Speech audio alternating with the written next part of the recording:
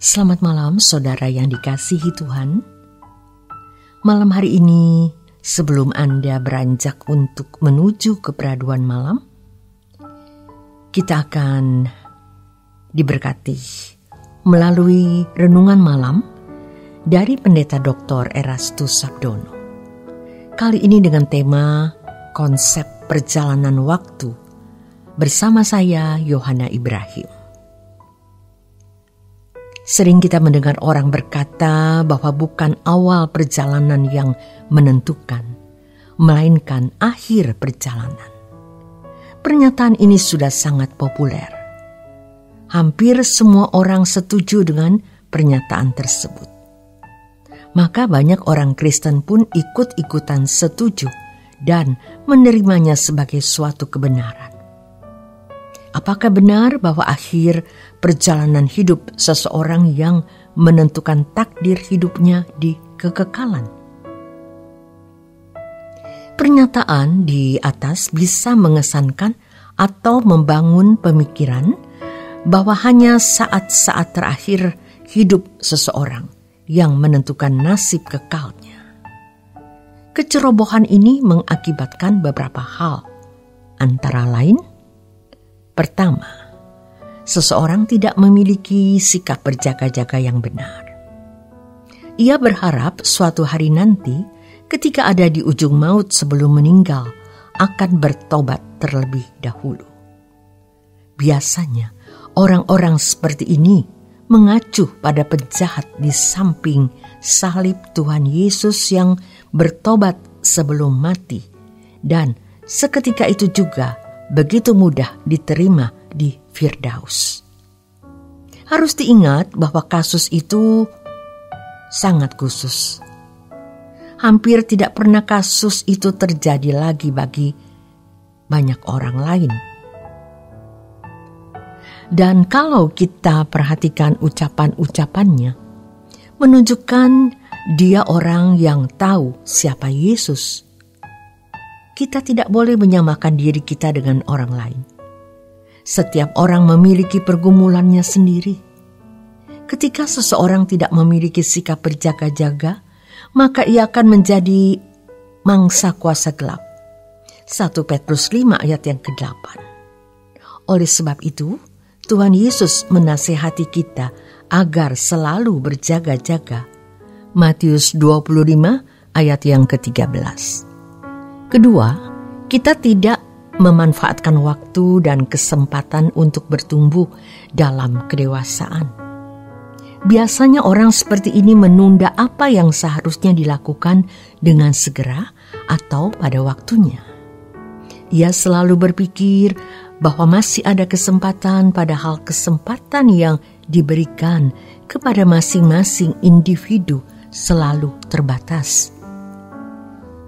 Itulah sebabnya Paulus menasihati jemaat untuk menggunakan waktu yang ada. Efesus 5 ayat yang ke-16. Ketiga, ia tidak akan berjuang dengan sungguh-sungguh. Jadi sekalipun dia berjaga-jaga dan berjuang untuk bertumbuh, tetapi tidak maksimal.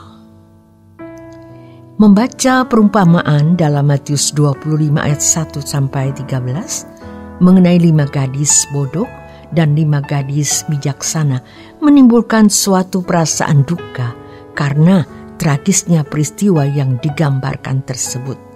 Tetapi sebenarnya ketragisan dalam perumpamaan ini belum mewakili secara penuh ketragisan dari keadaan yang sebenarnya ketika seseorang ditolak oleh Allah.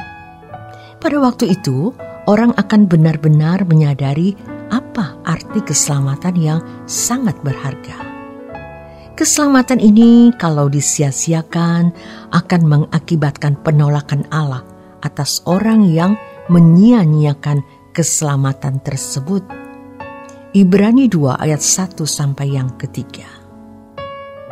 Mereka bukannya tidak menantikan mempelai tersebut, tetapi mereka tidak memiliki persediaan minyak. Ini berarti mereka tidak melakukan penyambutan sesuai dengan prosedur yang benar. Minyak yang dikemukakan Tuhan Yesus dalam perumpamaan ini sebagai suatu gambaran dari sikap berjaga-jaga.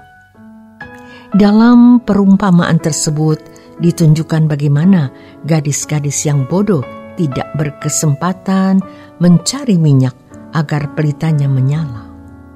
Ini berarti minyak tersebut harus dipersiapkan jauh-jauh hari. Ini adalah sikap berjaga-jaga. Banyak orang memang tidak bermaksud mengkhianati Tuhan atau tidak bermaksud meninggalkannya, tetapi hanya menunda memiliki pertobatan dan perubahan hidup menjadi kesempurnaan yang Tuhan kehendaki. Mereka sibuk dengan banyak urusan sehingga mereka tidak memperhatikan pembaruan batin yang Tuhan targetkan. Sikap berjaga-jaga berarti suatu hubungan harmonis dengan Tuhan yang selalu dibangun setiap hari. Tentu, kehidupan orang yang memiliki hubungan yang harmonis dengan Tuhan akan terpancar dan dirasakan oleh orang lain. Bahaya besar yang tidak disadari oleh banyak orang adalah menunda bersikap benar terhadap keselamatan yang Tuhan berikan. Sesuatu yang seharusnya dilakukan dengan segera dan terus-menerus. Dalam Ibrani 12 ayat 16-17 diungkapkan kegagalan Esau menikmati atau memanfaatkan hak kesulungannya. Ia kehilangan hak kesulungannya karena tidak bersikap benar terhadap hak kesulungan yang semestinya menjadi haknya. Ia menukar hak kesulungannya tersebut dengan sepiring makanan. Perhatikan bagaimana ia tidak mempersoalkan jauh-jauh hari hak kesulungannya. Ketika keadaan sudah mendesak, barulah ia serius mempersoalkan, tetapi terlambat sudah. Sama dengan 5 gadis bodoh, mereka bukannya bermaksud hendak ditolak, tetapi kecerobohannya cukup membuat ia kehilangan kesempatan yang berharga. 5 gadis bodoh baru mempersoalkan persediaan minyaknya pada waktu yang tidak tepat. Hal ini mengajarkan kepada kita agar kita tidak mempersoalkan keselamatan pada waktu yang tidak tepat. Tuhan Yesus mengingatkan agar kita tidak menyia-nyiakan kesempatan selagi hari siang. Yohanes 9 ayat yang keempat. Perhatikan cara iblis merusak kehidupan orang percaya dan membinasakan. Ia membuat seseorang hanyut dalam cita rasa duniawi sampai tidak bisa balik lagi. Cita rasa duniawi ini menjadi seperti candu yang menawan atau menyandera seseorang, sehingga ia terbelenggu sampai pada level tidak bisa dilepaskan sama sekali. Jadi, yang menentukan nasib kekal seseorang bukan hanya akhir perjalanan hidup seseorang, melainkan juga awal, pertengahan, dan seluruh perjalanan hidupnya. Bahaya besar yang tidak disadari oleh banyak orang adalah menunda bersikap benar terhadap keselamatan yang Tuhan berikan. Sesuatu yang seharusnya dilakukan dengan segera dan terus-menerus. Sampai di sini renungan malam. Selamat malam, selamat beristirahat. Tuhan Yesus memberkati.